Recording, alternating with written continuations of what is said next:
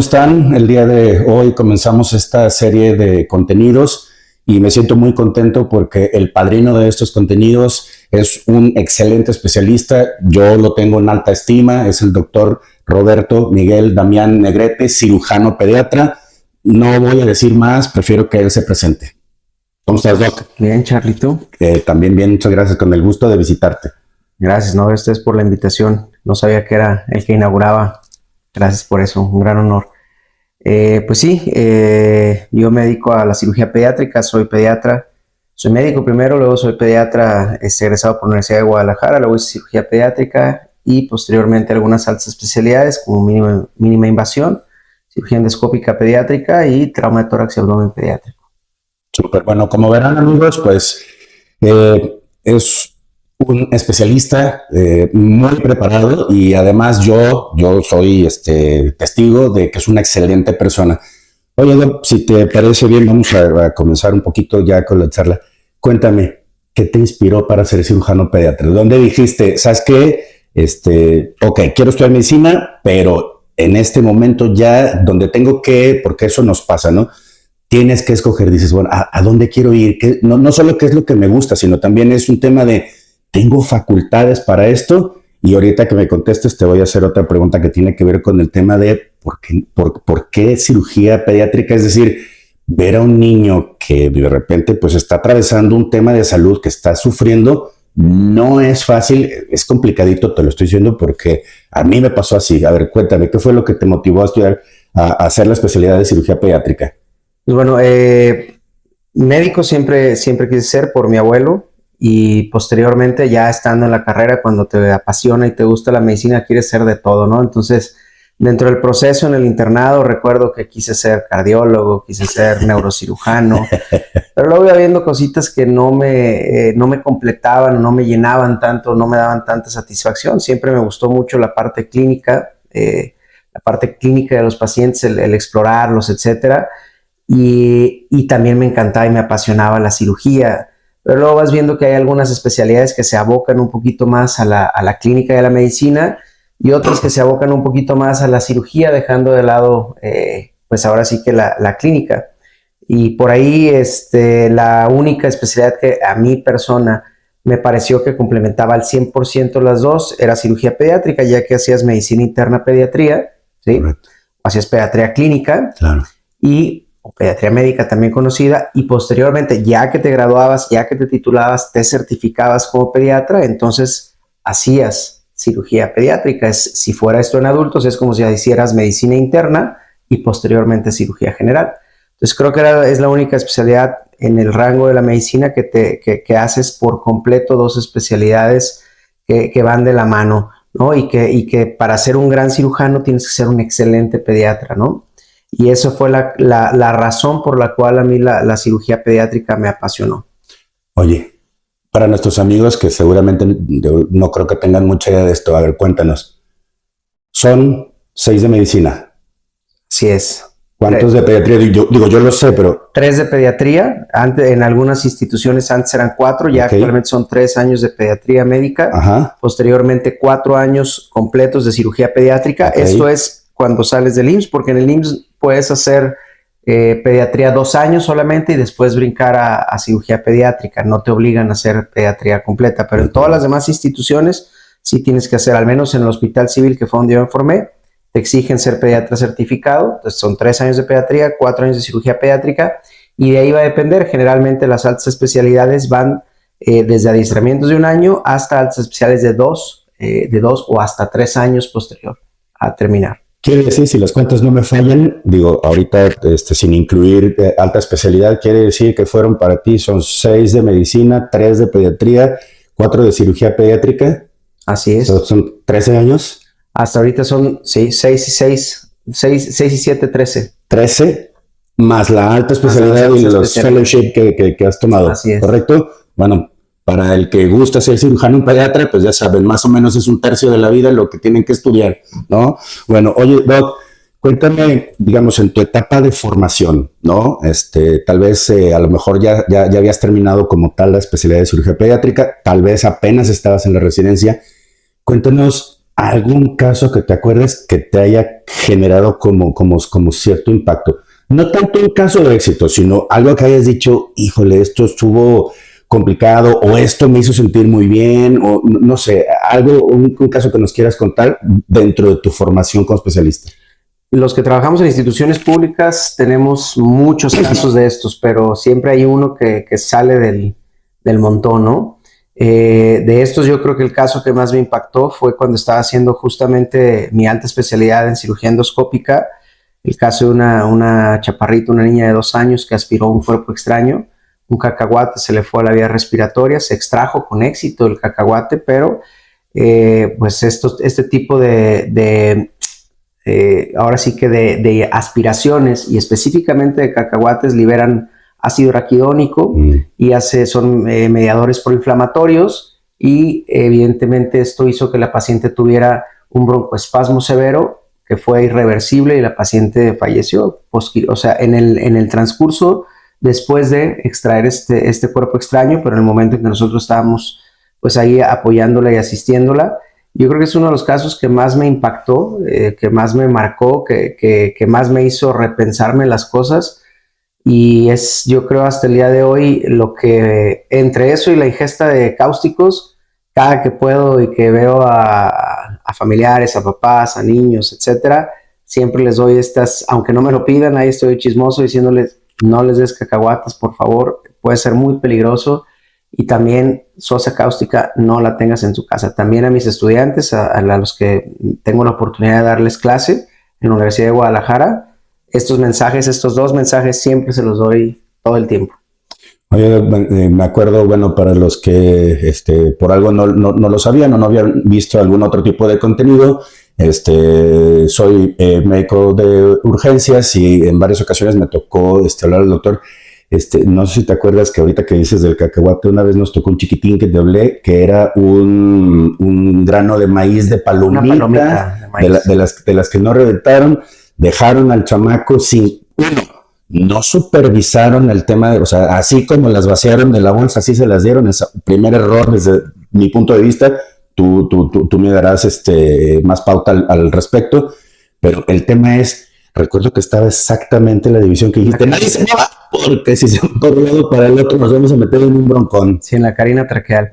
Sí, justamente, la realidad es que, bueno, nadie nos enseña a ser padres, los que tenemos la oportunidad de vivir esa experiencia de ser padres y que decidimos tenerla, evidentemente nadie te enseña, ¿no? Entonces, las recomendaciones siempre son no inquisitivas, ¿no? El hecho de, generalmente son accidentes, o sea, son por ignorancia, nadie quiere que le pase algo mal a su hijo, pero sí, evidentemente son situaciones que ponen en riesgo, en muy alto riesgo la vida de los pacientes, y esto es algo que tenemos que nosotros como proveedores de salud, pues de promover, ¿no? De promover la promoción de la salud para evitar este tipo de accidentes que pueden acabar con la vida de un niño.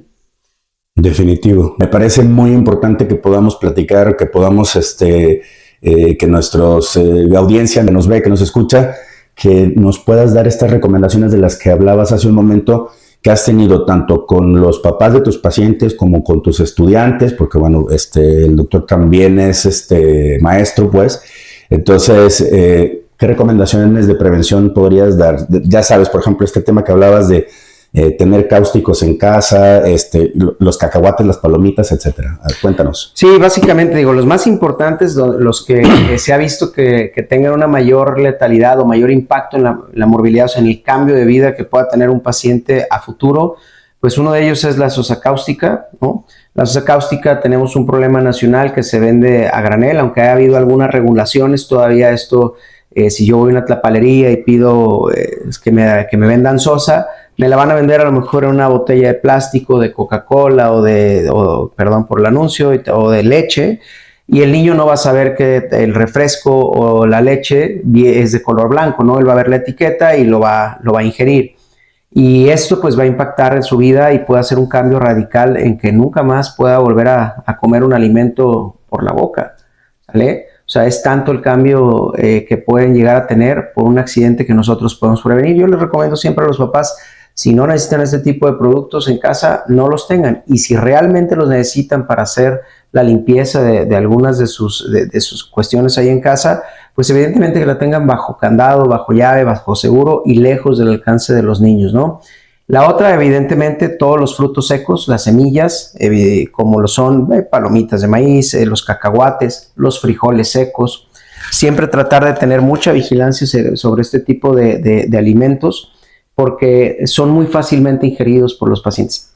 O aspirados, que es peor. Ingerido, pues es cuando se va a la vía digestiva y ahí se pueden atorar 1001 cuerpos extraños, desde monedas, alfileres, aretes, anillos, juguetes, legos, etcétera, etcétera, etcétera, ¿no? Hemos sacado infinidad de cosas de la vía digestiva y finalmente en la vía digestiva sí lo pone en predicamento, sobre todo las pilas de reloj. Las pilas de reloj tienen la capacidad de en 2 horas quemar la superficie del esófago y poder potencialmente hacer una fístula traqueoesofágica y poner en riesgo la vida del paciente. Entonces, ser muy cautos en esto. Los juguetes que tienen pilas de reloj, que son muchísimos, todos los que tengan lucecitas o sonidito, etcétera, van a tener seguramente pila de reloj. Ver que estos juguetes tengan dispositivos de seguridad como tornillos para que cuando tengamos que hacer el cambio, si el niño no los puede agarrar y desarmar y llevárselo a la boca. Y lo otro sería la parte del orgánico, ¿no? De las semillas como los cacahuates, como lo he dicho, nueces de la India, etcétera. No se recomienda que los niños ingieran estos alimentos hasta después de los 4 o 5 años, en donde ya tienen una madurez mental y una madurez de deglución mucho mejor, y entonces evitar la aspiración, que es el paso de este cuerpo extraño a la vía respiratoria, que evidentemente, digo, si alguna vez se te ha ido la saliva por otro lado, ¿verdad? ¿Cómo te sientes que te ahogas y te asfixias? ¿No? Ahora imagínate si te ponen un pedazo de cacahuate o un cacahuate completo, un frijol, etcétera. Tomando en cuenta que la vía aérea de un paciente pediátrico es muy pequeña, puede obstruirla al 100%, y en Estados Unidos es una de las causas de mortalidad en casa más frecuente. Los demás accidentes, pues bueno, las cuestiones generales, ¿no? Que nuestras escaleras tengan barandales o tengan algún tipo de protección para que el niño cuando gatea, cuando explora, cuando camina no caiga sobre ellas. No dejarlos sin supervisión cuando están en balcones, en azoteas, cuando acompañan a la mamá, o cuando tenemos alguna reunión en este tipo de sitios. Y también, evidentemente, pues el agua hirviendo, ¿no? Que es la escaldadura, que es uno de los más comunes accidentes que pasan en casa y de quemaduras en casa. Pues que siempre que tengamos que tener este tipo ya sea por comida o por alguna otra situación, pues que estén siempre bajo supervisión los pacientes pediátricos, ¿no? Que es lo que me atañe a mí. Súper, bueno, pues buenísimas recomendaciones. Ahora, después de tocar este tema, a mí yo me pongo a pensar en el asunto de, ok, ya sucedió, digamos, ingerir sosa cáustica, una pila, etcétera. Y obviamente, pues, se atiende el paciente y está en su etapa de convalecencia, de recuperación, etcétera, etcétera. Pero viene algo bien importante y a ver qué opinión me das al respecto. ¿Cómo manejar el impacto emocional tanto del pacientito como de la familia, Doc? O sea, porque obviamente la familia empieza con estos temas de culpa, ¿no? Y si no hubiera dejado, si no hubiera hecho, si lo hubiera cuidado más, si esto, si lo otro. Entonces viene como estos, no sé, tal vez como sentidos de culpa, de remordimiento, etcétera. A ver, cuéntanos en tu experiencia cómo manejar ese impacto. Bueno, una vez que el accidente ya sucedió, médicamente hablando no nos sirve de mucho buscar culpables, ¿no? Generalmente son accidentes, o sea, como te lo decía hace un momento, ningún padre va a querer, espero, que ningún padre quiere que le pase algo a sus hijos, aunque hemos visto cosas raras y bizarras bizarras, ¿no? Sobre todo en los noticieros. No, y ahí en el hospital nos ha tocado ver cada cosa que dices, ¿cómo es posible? Pero bueno, quitando de ese contexto que sale de la normalidad, por así decirlo, ningún padre va a querer que le pase un accidente a sus hijos. Entonces, no es, sé que hay médicos que llevan esto a la práctica de responsabilizar o culpar, y yo no recomiendo que sea así, porque la carga emocional que tiene pues un padre o una madre al ver a su hijo convaleciente y saber que tiene responsabilidad, porque la responsabilidad de un paciente pediátrico es del padre, con esa carga es suficiente. Nosotros no tenemos que abonarle más carga o buscarle más culpas. Ya está ahí, ya sucedió. Nosotros tenemos que apoyar a esa familia y tratar pues de hacer nuestro mejor trabajo para que el paciente pues sea una mala experiencia solamente y no tengamos algo algo malo que contar, ¿no? Si no fue una mala experiencia y hasta ahí quedó. De la parte del paciente, cómo bajar su ansiedad es complejo. Evidentemente, lo que nosotros como médicos les recomendamos a los otros médicos que no tienen experiencia en este tipo de situaciones es no lo alejes de los papás, no lo quites de sus brazos, déjalo al paciente que lo estén chiqueando, que lo estén cargando, porque evidentemente si el paciente llora, se esfuerza, ese cuerpo extraño se puede movilizar, como lo que hablábamos, y se puede impactar en otros lugares que sean de más difícil acceso o de más difícil extracción. Entonces, no canalizarlos, no hacerlos vomitar, no darles absolutamente nada. Lo que se recomienda es, una vez que sucede el accidente, derívalo con la persona que más experiencia tenga o al centro hospitalario, porque no digo de salud, porque ningún centro de salud tiene experiencia, al centro hospitalario que mejor experiencia tenga para poderle brindar la mejor atención y lo antes posible para que evidentemente las secuelas las podamos limitar. Ya, oye, creo que vas a estar de acuerdo conmigo en un tema. El asunto de que como manejo emocional del que nos estás platicando, etcétera, pues también es multidisciplinario, ¿no? O sea, es decir, bueno, haces la parte que te toca como cirujano pediatra, ¿no? Tal vez como líder, ¿no? En el tratamiento de ese paciente, por lo que tu especialidad involucra, pero pues desde luego que tiene que involucrarse también algún otro tipo de especialistas para darle el soporte integral a la familia, es decir, bueno, a los papás, con lo que ya nos platicabas, y sobre todo al pacientito, al chamaquito, al chamaquita, para que, digamos, pueda también anímicamente recuperarse, no solo físicamente, ¿no? Sí, o sea, totalmente. Casi todos los hospitales públicos tienen un apoyo psicológico y psiquiátrico, pues que nosotros podemos apoyarnos y nosotros detectar, ¿no? Cuando un paciente pasa por un evento tan traumático de cualquier tipo, ¿no? O quirúrgico o no quirúrgico, pero al estar hospitalizado cambia la dinámica familiar de todos los involucrados, tanto del paciente como de los familiares, y sobre todo si es un diagnóstico o una evolución no esperada, ¿no? Donde ya ahí a lo mejor iban por algo sencillo o que se creía sencillo y a lo mejor es algo que dentro de lo común se resuelve en un par de días y el paciente o los familiares ya llevan un mes y medio, cambia la situación. Entonces el apoyo psicológico, el apoyo emocional siempre tenemos que tenerlo en cuenta y a veces nosotros no somos los expertos en el área, no a veces, nunca somos los expertos en el área. Aunque tengamos experiencia en el manejo de los pacientes, yo siempre recomiendo apoyarse pues de un área de psicología para que nos apoye, para que vea el área emocional, para que vea la parte de la dinámica familiar, para que detecte estas aristas que pueden ser importantes para los pacientes y para sus familiares y evidentemente pues mejoren tanto el cuidado del paciente intrahospitalario como post-hospitalario, claro, y pues que el paciente tenga la mejor recuperación posible de cualquier enfermedad que tenga. Ok, me gustaría, si te parece bien, que platicáramos ahora de qué pasa con un pacientito que ya tuvo la eventualidad, ya fue atendido, ya tuvo su manejo intrahospitalario. Y entonces, ¿cómo es el tema cuando van a casa? Es decir, pues van a requerir de ciertos cuidados, no sé, curaciones, etcétera, etcétera. Cosas que, pues, la familia va a tener que adaptarse a eso, hasta donde obviamente a la familia le toque, ¿verdad? Pero van a tener que adaptarse a eso en casa. En el caso, por ejemplo, que nos platicabas, que la verdad es que a mí me impacta mucho estos pacientitos que ingieren químicos. Hablamos de la sosa cáustica, que es como lo más común. Existe cualquier otra cantidad, ¿no? Pero hablamos de la sosa cáustica. Hablamos de las pilas de reloj, etcétera. Y entonces, son pacientes que, a lo que voy van a tener algún tipo de secuela. Es decir, su vida ya no va a regresar por completo a la normalidad. Y entonces van a tener que adaptarse, ajustarse en casa. Porque bueno, acá en el hospital está un equipo multidisciplinario, personas que tienen un adiestramiento y todo lo que tú quieras, pero en casa cambia completamente la dinámica, ¿cierto? Sí, totalmente. Bueno, lo primero que tenemos que hacer va a depender evidentemente de la patología, porque cada patología es diferente, pero nos vamos a ir desde algo sencillo, o sea, una cirugía de rutina que sale bien, y que tiene que egresarse, ¿no? O algunas ambulatorias inclusive, ¿no? Cirugías que son electivas totalmente y que las manejamos de manera ambulatoria. Todos los papás van a tener cierto temor, ¿no? Van a tener un temor de tenerlo en casa y de que algo pueda salir mal, claro, o algo que pueda salir de sus manos.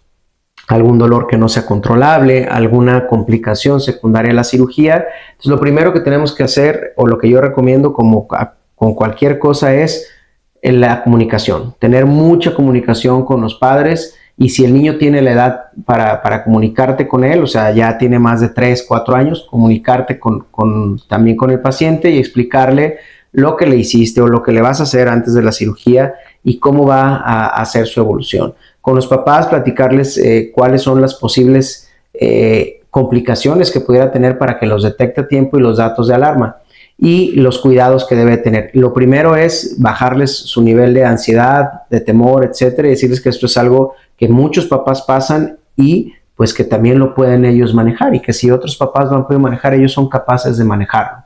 Ese es en el contexto A. Si ya nos vamos a patologías más complejas, en donde ya a lo mejor tuviste que poner una gastrostomía, una traqueostomía, ya cuidados especiales de algunos dispositivos, etcétera, bueno, antes de que se vayan del hospital, hablando por ejemplo de la sosa cáustica, si nosotros tuvimos que poner algún dispositivo de alimentación porque ya no pueden comer por la boca, como una gastrostomía, el papá o la mamá o los familiares que van a estar a cargo de ese paciente no pueden irse del hospital si nosotros no los adiestramos y capacitamos para el manejo de ese tipo de dispositivos. Y una vez, a lo mejor en un hospital público es difícil que esperemos hasta que ellos se sientan seguros, pero en un hospital privado posiblemente, y esto es por la demanda y la sobresaturación de los pacientes que tenemos en las instituciones.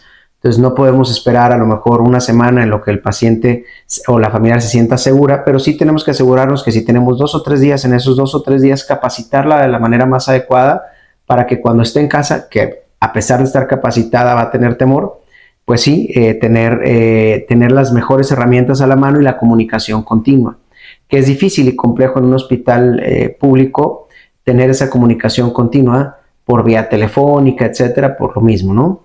Pero en un hospital privado, pues evidentemente esta comunicación se da un poco más cercana, nos da esa oportunidad, este tipo de práctica médica, y pues capacitarlos al 100% y estar de la mano con ellos, y ante cualquier situación o a cualquier eventualidad o cualquier duda, pues que puedan comunicarse con nosotros o con nuestro equipo para poderlos asesorar y resolver las dudas que ellos tengan. Oye, siempre será difícil ese tema, es decir, no todas las personas, tienen como esta facilidad o digamos, se animan a hacer ciertos procedimientos, ¿no? Hay gente que le da mucho miedo, hay gente que no puede ver sangre, etcétera, etcétera. Entonces, qué reto tan importante para la familia, padre, madre, no sé, tíos, abuelos, hermanos, qué sé yo, qué reto tan importante tener que enfrentar ese tipo de cosas, porque hay que estar al cuidado del pacientito. Ahora, otra cosa que me parece muy importante de todo lo que acabas de mencionar, esta comunicación que tienes con tu pacientito cuando ya llega a cierta edad, que por supuesto que no, o sea, hay que tener una empatía y hay que tener una habilidad para poderte comunicar con una personita de esa edad. No le vas a explicar las cosas, obviamente, digo, para mí es muy obvio, ¿no? No le vas a explicar las cosas como a los papás. Tienes que ganarte su confianza, tienes que saber darte a entender con él, que comprenda qué fue lo que le pasó, cómo va a ser el cambio de su vida de aquí en adelante, y bueno, un chorro de cosas. ¿Cuáles son las patologías? ¿Cuáles son las enfermedades como las más comunes, las más socorridas? Claro que pues, es un universo muy amplio el tema de tu especialidad, pero a ver, lo que es como más del día a día en tu especialidad. ¿Cuáles son las enfermedades? Ahorita, si gustas, lo dividimos y hablamos de urgencias. ¿Cuáles son las enfermedades más comunes, las más cotidianas? Quitando la patología pediátrica infecciosa, que no es quirúrgica, que es lo más común que vemos todos los pediatras y que nos abordan también a los cirujanos pediatras. Evidentemente, de las más comunes, nosotros como cirujanos pediatras, lo que más vemos son malformaciones congénitas de algún tipo, ¿no? Canal inguinal sería algo de lo más común, o sea, testículos no descendidos, hernias inguinales. Tenemos también por ahí frenillos linguales, hernias umbilicales, amígdalas, que también los hace otorrino, pero también nosotros como cirujano pediatra los hacemos.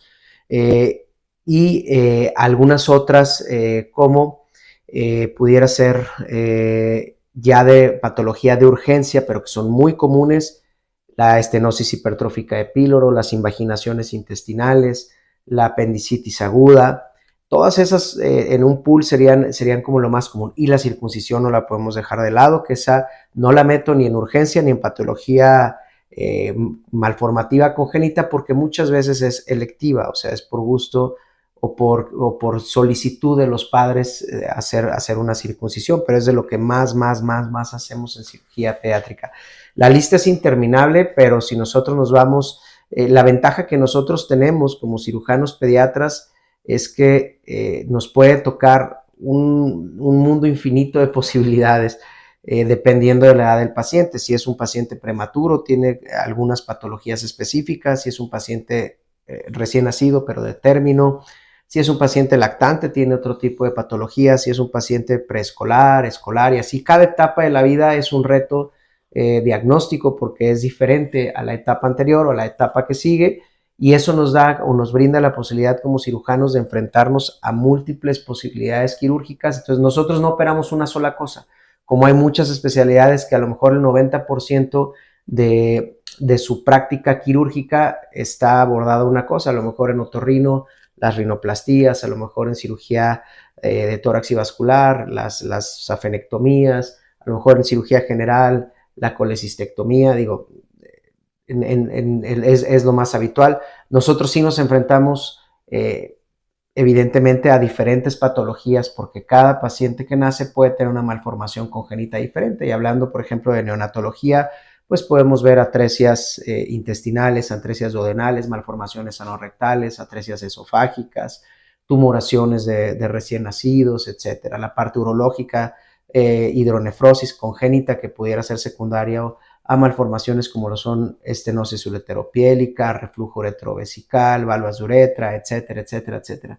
Entonces, si es niño son algunas patologías, Claro. si es niña son algunas otras patologías. Entonces, nosotros en la edad pediátrica somos en cirugía general, no porque no deban existir las otras especialidades, pero nosotros vemos parte de urología, de ginecología, vemos la parte anorrectal, vemos la parte torácica, vemos la parte abdominal. O sea, hacemos prácticamente de todo excepto específicamente corazón, cerebro. Todo lo demás está dentro de nuestra formación, adquirimos esas habilidades. Ya después, si quieres profundizar o hacerte muy experto en la parte de la vía urinaria, pues evidentemente haces urología. También, como hablo, el cirujano pediatra puede hacer cardiología pediátrica, o sea, cirugía cardíaca congénita pediátrica, ¿vale? Que son otros 3 años más después de hacer cirugía pediátrica general. Definitivamente, digo, por lo que veo, yo creo que por lo que también ya escucharon la audiencia, no hay lugar para la monotonía en la cirugía pediátrica, ¿no? No porque las otras especialidades sí, pero a ver, aquí no hay lugar. ¿Por qué? Porque las patologías son si es niño, si es niña, si en qué etapa de la vida está, etcétera, etcétera, ¿no? Entonces, bueno, me queda clarísimo que no hay espacio para la monotonía. Oye, Doc, ya hablamos de patologías, digamos, que tienen una evolución un poquito más lenta, ¿no? O sea, no son urgentes. No porque no pongan en peligro la vida en algún momento, sino porque la evolución es un poco más lenta. Y hay unas que son así de, vámonos aquí al hospital y tal, ¿no? Entonces ya las separamos. Ahora, hay un tema que seguramente te ha tocado a ti muchísimas ocasiones. Y voy a tomar acá el de apendicitis. Entonces, el niño empieza con un dolorcito, que muchas veces los padres de alguna manera no le toman, digamos, al principio como no le dan lo suficiente como prioridad, ¿no? Entonces, bueno, le voy a dar X cosa, ¿no? Ni siquiera voy a decir, ¿no? Pero X cosa, un T, X, Y, Z, ¿no? Y luego, por lo que sea, se pasa el efecto de eso que le distrajeron y luego otra vez el dolorcito y tal. Total que de repente es común que ya cuando llega el paciente ya está muy evolucionado el tema y entonces ya se puede en un momento dado llegar a complicar como cualquier paciente. A lo que voy es a esto. ¿Cómo, que es muy difícil pues, ¿no? Pero cómo poder decirle a un paciente, oye, mira, estas cosas de aquí para abajo, tómatelo con cierta calma. Cuando ya rebase de aquí, háblame y yo te doy la pauta o el criterio. Y cuando sea aquí, claro que háblame, pero es porque ya vas a mi consultorio o ya vas al hospital. No sé, me parece que a lo mejor es un poquito complicado hacerlo así, pero a ver, ¿qué se te ocurre? Tomando el tema de apendicitis, que probablemente es una de las llamadas más frecuentes que recibimos los cirujanos pediatras en las madrugadas por dolor abdominal, ¿no? Y cómo diferenciar un dolor abdominal que es quirúrgico a un dolor abdominal que no es quirúrgico. Bueno, nosotros como médicos sabemos que es la irritación peritoneal, ¿no? Donde ya nos da una gran posibilidad de que este paciente requiera cirugía.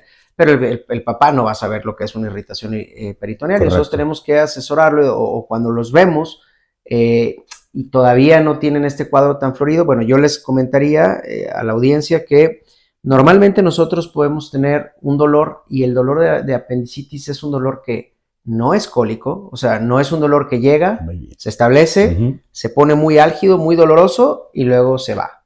Y luego otra vez vuelve a regresar. Eso no es una característica de la apendicitis. La apendicitis va a tener un dolor que siempre va a ir en aumento, ¿no? En los libros nosotros lo vemos como increciendo, va a ir aumentando, aumentando, aumentando, aumentando, aumentando, y no se va a quitar, ¿okay? No es un dolor que va a desaparecer, el dolor siempre va a estar ahí. Podemos darle algún tipo de medicamento, de remedio para el dolor, y el dolor no va a desaparecer, va a disminuir, pero ahí va a seguir, ¿sale? Y esto es importante porque el apéndice es una emergencia quirúrgica hasta antes de que el apéndice se perfore y antes de que la gente dice se reviente o se truene, ¿no? Entonces, antes de que el apéndice esté perforada, ahí es donde es una emergencia operarlo. Porque una vez que el apéndice ya se perforó o tuvo microperforaciones, que ya está gangrenada esa apendicitis, ya a lo mejor no es una emergencia quirúrgica, es más una emergencia médica de bajar la parte de la infección, de bajar la parte de la inflamación y de ponerlo en las mejores condiciones al paciente para poderle brindar la mejor cirugía. Incluso hay pacientes que se benefician más de inicialmente darle un tratamiento médico por 2 o 3 días, ¿sí? Y después operarlos, o incluso hasta 7 días de tratamiento y después hacer la intervención y hacer la apendicectomía. Pero cuando es una urgencia de que tenemos que operarlos, de que lo vemos y a la hora o a la media hora después de que lo revisamos ya estamos en quirófano, pues esos son estos pacientes que todavía no hay una perforación, es una apendicitis aguda, fase 1, fase 2, en donde ya podemos nosotros brindarle una mejor atención al paciente quirúrgicamente hablando, porque una vez que la extraemos, podemos hacer algo que conocemos como fast track. El paciente, una vez que tiene el apéndice de fuera, al día siguiente o a las siguientes horas, dependiendo de cuándo lo hayamos operado. Por ejemplo, si lo opero en la mañana, probablemente en la tarde pueda ya estar en casa después de la cirugía, ¿sí? Y eso solamente es porque el papá tiene que ir o la mamá diferenciando ese tipo de dolor. Sabemos que es un dolor que le va a causar dificultad para deambular. Cada que pise del lado derecho es un dolor que se hace en fosa ilíaca derecha, o sea, arribita del huesito de la pelvis, ahí les va a doler. Es un dolor que es muy álgido, que inicia siempre con dolor. Eso es algo bien importante. Hay una historia natural de la enfermedad. Primero se tiene que establecer con el dolor. Después de que les da el dolor, evoluciona este dolor, va en aumento y se agregan vómitos, ¿sí? Y por último se agrega un poco de fiebre, una fiebre no tan alta de 38, 38,2, ¿sí? No son fiebres de 39, 39 y medio. Entonces ya desde ahí sabemos, si la mamá llega y me dice o el papá me dice, no doctor, lo que pasa es que empezó con fiebre y vómito y luego le empezó a doler la panza, yo ya no pienso a lo mejor inicialmente en apendicitis, yo puedo pensar a lo mejor una gastroenteritis, alguna intoxicación alimenticia, algún cuadro viral, etcétera, otra cosa más infecciosa que quirúrgica. Pero si me dice el papá o la mamá, empezó con dolor, el dolor lo despertó en la noche, no se ha ido el dolor y posteriormente empezó con vómito y por último fiebre, yo ya me doy una idea, ¿sale? De que esto de que pueda ser quirúrgico. Lo exploro y tiene irritación peritoneal, que es el rebote, el franco rebote. Entonces yo 9 de 10 ocasiones podemos integrar un diagnóstico clínicamente. Tomamos un ultrasonido para confirmar la enfermedad o en su defecto una tomografía, que si la clínica es muy evidente y el eco y la tomografía son negativos, yo de todas maneras propongo la cirugía, porque 9 de cada 10 pacientes con nuestras manos, con la pura clínica, los diagnosticamos. Qué importante es este tema que mencionas, la clínica, ¿no? Porque muchas veces sucede el tema de, no, pues, en tal estudio no salió, no salió porque aún no cumple con los criterios. O la posición del apéndice está oculta por detrás de la retroperitoneal, etcétera. Lo que sí es importante es, muchas de las ocasiones nosotros para vamos a terminar, sobre todo cuando es la cuestión de seguros, cuando hay aseguradoras de por medio, ellos necesitan una evidencia, ¿no? Y siempre cuando el paciente sabemos que es asegurado, a veces en el camino, porque sabemos que tarda en llegar el radiólogo, en tomar, y para ahorrarle tiempo al paciente, sí, en ocasiones, si tú me hablas, oye, doc, fíjate que tengo este paciente, cuando me parece una paciente, ¿sabes qué? Vele tomando el eco y ya lo veo integralmente, clínicamente, y después veo el eco, pero ya que lo tenga tomado, para no revisar y decir, ¿sabes qué? Si lo necesita, y esperar otra hora a que tengamos el resultado, etcétera, etcétera. Entonces, a veces sí tenemos que hacer eso de, ¿sabes qué? Pues vele pidiendo el eco, ¿no? Y si el eco está negativo, podemos esperar. También a veces cuando me hablan porque a veces me hablan de Cocula, de Chapala, de algunos otros lugares y me dicen, oiga, doc, ¿cómo ve? Pues vele tomando el eco. El eco está negativo y a veces si hay que trasladarse, bueno, yo sí les digo, mira, podemos hacer dos cosas. Vigílalo en casa, si el dolor va en aumento, si el dolor cada vez se vuelve más álgido, ¿sí? Más intenso, se viene inmediatamente. Si el dolor va y viene, hay periodos que no pasa con dolor, si se ve que haya mejoría y después regresa, probablemente no vaya a ser algo quirúrgico. Entonces ya la decisión se las propongo a los pacientes, a los familiares, y ellos la toman, ¿no? Porque a veces se tienen que trasladar algunas horas hasta Guadalajara para que lleguen conmigo y le digo, no se preocupe, nada más dele este medicamento, ¿no? Yeah. Siempre hay que revisarlo, eso es un hecho. Lo ideal siempre, yo estoy hablando de casos específicos en donde el traslado es complejo, siempre les recomiendo que también lo valore un médico allá, y si al médico tiene alta sospecha que sea un cuadro quirúrgico, pues que venga, aunque aquí cuando venga le descartemos al 100% la patología, pero es para el niño siempre su seguridad va a ser mejor. Claro. La seguridad del paciente es prioridad. Completamente de acuerdo. Oye, me gustaría tomar brevemente algo que dijiste, ¿no? Esta como importancia o diferencia, pues, entre el paciente que por un motivo de que tiene seguro de gastos médicos y tal, y el que no, digamos, cómo en un momento dado influye en la atención. Es decir, en el institucional, pues, existe cierto proceso para que se puedan tomar ciertos estudios. Desafortunadamente no siempre se cuenta con la gama de estudios de los que puedes disponer en un hospital privado y tal. Pero bueno, a lo que quiero llegar es cuando por algo sí tienes un seguro de gastos médicos mayores y entonces puedes acceder a otro tipo de atención, me refiero equipo, ¿no? Porque al final pues tú trabajas en la institución y trabajas en el privado, entonces ese no es el tema. Si no es la calidad del médico en su atención. Y lo quiero dejar muy claro, ese no es el tema. Me refiero a estas herramientas que tú, como médico, sabes que puedes disponer en un hospital privado versus un hospital público que no sea un centro de alta especialidad. Tú trabajas en institucional, trabajas en un centro de alta especialidad. Si no nos falta nada, a veces estamos mejores que los privados. Correcto. Entonces, ahí sí me queda clarísimo que no hay tema, ¿no? Pero, por ejemplo, en otros hospitales que son de un nivel más bajo, etcétera, exacto. Ahí sí, pues puedes enfrentarte al batallar de decir, oye, necesito... Sí, no tengo un eco, no tengo un radiólogo, no tengo... O sea, estoy en un centro de salud. Bueno, aquí lo ideal es derivarlo a una institución, si estamos hablando de lo público, que cuente con todas las especialidades, una institución de tercer nivel. Ahora, si hablamos de un hospital particular, evidentemente también hay hospitales particulares que tienen sus carencias, ¿no? Y que no cuentan con radiólogos, no cuentan con ultrasonidos, no tienen tomógrafos en la noche. Entonces, si el paciente tiene la particularidad y tiene la oportunidad de tener un seguro de gastos médicos, evidentemente la recomendación siempre es que lo utilice, para eso le está pagando. Ahora, yo siempre les digo a mis pacientes todo el tiempo, el 100% de las veces, y espero no se molesten las aseguradoras, pero es una realidad. Un seguro es una tarjeta de descuentos. O sea, no porque el paciente tenga seguro de gastos médicos mayores quiere decir que no va a gastar un peso. Correctísimo, muy de acuerdo contigo. Yo siempre les digo, es una tarjeta de seguros. Pagas mucho por tu seguro, vas a tener mucho descuento. Pagas poquito por tu seguro, vas a tener poquito descuento. Pero de que vas a terminar pagando, vas a terminar pagando. ¿Cuál es la diferencia?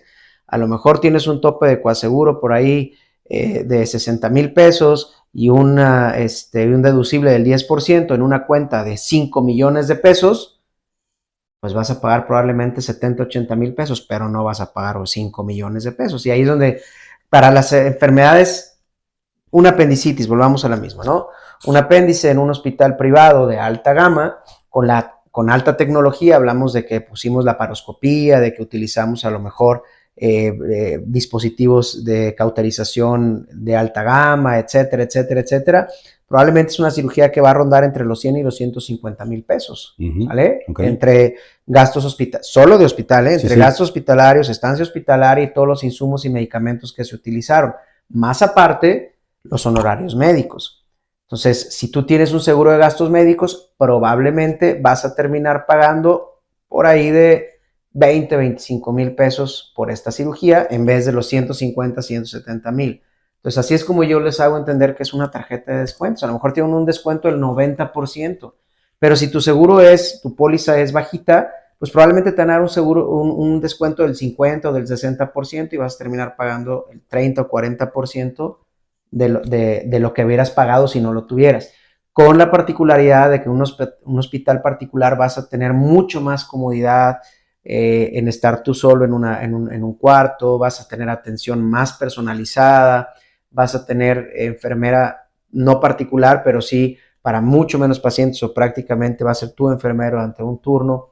Y en las instituciones, la calidad de la atención médica, y hablando propiamente del médico que va a atenderte, pues probablemente sea la misma que en un hospital particular, pero las demás aristas, pues vas a tener que compartir cama a lo mejor con otros 5 o 6 pacientes, solamente te van a permitir que esté un familiar al lado tuyo, no vas a tener como familiar una cama donde dormir o un lugar donde dormir, o sea, son los detallitos que diferencian la institución de la parte privada. Me parece muy interesante tu analogía, la verdad es que yo no lo había visto así de, mire, tengo 25 años en el sector asegurador, nunca lo había visto así, digamos, como una tarjeta de descuentos. Sin embargo, sí comulgo con el concepto que desarrollaste, ¿no? Definitivamente es importante que, uno, procures tener una bolsa de seguros tan amplia, tan completa, como sean tus posibilidades, ¿no? O sea, no escatimes en eso. Porque, bueno, luego está el tema, que ya abordaremos en otro momento, luego está el tema de que, de acuerdo a la póliza que contratas, yo nunca he entendido eso, jamás lo voy a entender y obviamente jamás lo apoyo, el tema de que dependiendo del tipo de póliza que contrates, es el tabulador de honorarios para el especialista, como si los casos que atiendes dependieran de quién contrató qué póliza. Pero bueno, ese tema luego me gustaría que lo dejáramos para desarrollarlo en otro momento. Definitivamente es muy importante contar con una póliza de gastos médicos mayores que te ayuda muchísimo a poder acceder a la medicina privada. Ya lo dijimos, lo vuelvo a repetir, no se trata de la calidad de la atención del personal médico en la institución o en el privado, se trata de ciertas comodidades y de poder acceder a ciertos temas de una manera más ágil y más rápida, ¿no? Oye, Doc, pues súper interesante todo lo que hemos comentado, la verdad es que se me fue el tiempo volando. Fue rápido, sí. Muy rápido, qué rico es cuando tienes una conversación de temas que te apasionan, ¿no? Y digo, hemos tenido charlas también de cómics, de Star Wars y de un chorro de cosas, ¿no? Pero bueno, este es otro, que es la medicina. Oye, Doc, ¿qué mensaje le darías a estos médicos futuros, cirujanos pediatras o que están pensando en hacer cirugía pediátrica? Así como tú algún día estabas como en esta disyuntiva de decir, pues quiero ser neurocirujano o tal vez quiero ser X o Y o Z, ¿qué te hubiera gustado tal vez que alguien te dijera? Así de, oye, haber usado, piénsale por esto o etcétera. Te doy una pauta. El día que vi a un niño muy grave en terapia intensiva, me di cuenta de que yo no tengo ni la cabeza, ni la víscera, ni el temperamento para tolerar esa imagen. Ese día dije, gracias, no gracias. O sea, súper interesante como especialidad, pero gracias, no gracias. Yo no puedo con esto, digamos, de manera cotidiana. ¿Qué mensaje le dirías a los futuros cirujanos pediatras? Pues primero que nada les diría que escogieron la mejor especialidad que existe, pero sin embargo hay que respetarla. Yo diría que respetaran su especialidad porque no hay mayor nobleza en el mundo que la de un niño y tenemos que respetar eso. Es muy desgastante, es muy complejo como cualquier otra especialidad, pero el tratar con niños y con los familiares de los niños, nosotros tenemos que exigirnos pues de darles siempre la mejor atención posible, en donde sea, en un público o en un privado. pero respetar la persona que son y sobre todo la persona que van a llegar a ser. Nosotros impactamos tanto en la cirugía pediátrica en la sociedad que al atender a un paciente, por ejemplo, recién nacido, estamos hablando que si no hacemos las cosas bien, podemos tener una secuela que pueda cargar ese paciente durante los próximos 70 años de su vida, ¿no? Así de sencillo. Y si hacemos las cosas bien, podemos facilitarle su vida o realmente recuperarlo por los próximos 70 años de su vida. Ese es el impacto que tenemos nosotros como cirujanos pediatras. Nada más eso. Una mala cirugía, ¿sí? O una mala atención por nuestra parte, que estoy seguro que ningún médico que llega a estos niveles hace una atención con premeditación, alevosía y ventaja para hacerla mal, ¿sí? Pero sí tenemos a veces que sale de nuestras manos cierta habilidad y a veces podemos realizar esa cirugía sin tener la habilidad que compete para la misma, y eso aplica para cualquier especialidad. Y cuando nosotros hacemos eso, podemos tener un impacto que vaya el paciente a cargarlo durante los próximos 70 años, ¿sí? Entonces tenemos que tener esa ética y ese profesionalismo de decir, así como tú lo dijiste alguna vez, yo pediatriano, de decir así como si soy cirujano pediatra, probablemente yo digo, ¿sabes qué? Esta parte específicamente no tuve la experiencia durante mi formación y no lo manejo al 100%. No todo es el dinero, ¿sí? El dinero va a llegar solo. Si tú haces las cosas bien, las haces con pasión, las haces con profesionalismo, pero sobre todo con mucha ética, te apuesto que el dinero va a llegar a tu puerta y a tu teléfono. No necesitas irlo a buscar y a ir a tocar puertas. Oiga, denme pacientes. Porque los familiares también no son tontos. Ellos saben cuando vas detrás del dinero o cuando realmente te manejas de una manera ética. Entonces, respeten su profesión. A lo mejor aplica para todas las profesiones médicas. Respeten su profesión, pero sobre todo respeten a la persona que está delante de ustedes, porque ese paciente merece todo de su parte y tiene que tratarlo con integridad, ¿no? Y si es un paciente menor de edad, pediátrico, con mayor razón. Es un paciente vulnerable, inocente, noble, que ni siquiera decidió ir contigo, los papás lo llevaron. Entonces, con mayor razón tienes que tener tú esa entrega. Entréguense siempre. Esa sería la parte que yo les diría a los cirujanos. Y que lo piensen bien, si realmente están convencidos de ser cirujanos pediatras, porque la especialidad como tal, hacer cirugía pediátrica, es pesado. Aquí en Guadalajara, en la Ciudad de México, en Monterrey, en donde sea que haya especialidad, que no hay muchos centros en el país, pero cada vez hay más, es compleja y es difícil y es pesada. Entonces tienen que estar muy convencidos, porque aparte son otros 4 años más los que ya hablamos, o sea, no va a acabar. Entonces, que sí lo estén pensando bien. Si lo pensaron bien, es la mejor especialidad que existe, la que más te retribuye. Y la satisfacción de irte a dormir a tu cama todas las noches sabiendo que ayudaste a una vida pequeñita y que esa vida pequeñita va a tener, a lo mejor no se va a acordar de ti en 5 años, pero que tú sabes que todos los años que viva, tú interveniste para que su vida fuera mejor. Para que fuera más longeva, para que fuera mejor en su calidad. Etc. Depende de la patología que estemos hablando, pero para que su vida fuera mejor, ¿no? Súper. Oye, Doc, pues entonces me parece que podríamos sacar de aquí y pues bueno, voy a aprovechar, voy a comprometerlo. Me parece que podemos sacar de aquí una invitación más para ti. Hablaste, por ejemplo, de este tema de la ética, pero digamos, abordar la ética dentro de la cirugía pediátrica, que me parece que el hecho de que sean niños siempre es un diferenciador muy importante, ¿no? Y la otra, si estás de acuerdo, si te parece bien, y si no, que nuestros amigos lo sugieran por ahí en los mensajes, ¿qué tema les gustaría que abordáramos con el doctor? A mí se me ocurre, por ejemplo, todo esto que involucra mitos y realidades de la cirugía pediátrica, ¿no? Así como sí, claro. Mi hijo tuvo apendicitis, pero le dieron medicamento y se le quitó. Ya, sí, no hubo necesidad de operarlo. Es muy común, en toda la medicina, pues, de los mitos y las realidades, pero con todo gusto, ahí mis redes sociales, Clinic Kids GDL, en Instagram y en Facebook, o Cirugía Pediátrica Guadalajara, Clinic Kids GDL, Cirugía Pediátrica Guadalajara, ahí me encuentran, con todo gusto, lo que se les ofrezca, los mensajes, ahí los podemos ayudar, y estoy a sus órdenes para lo que se les ofrezca, y con todo gusto acepto una segunda invitación. Muchas gracias, Doc. Pues, gracias también a ustedes por ver este contenido. Vamos a tener todavía más. Déjenos por ahí en los comentarios qué les gustaría que abordáramos con el doctor. Y pues bueno, no me resta más que despedirme del doctor con muchísimo gusto, Doc. Siempre es un gusto hablar contigo. Igualmente. Hasta pronto en el siguiente contenido.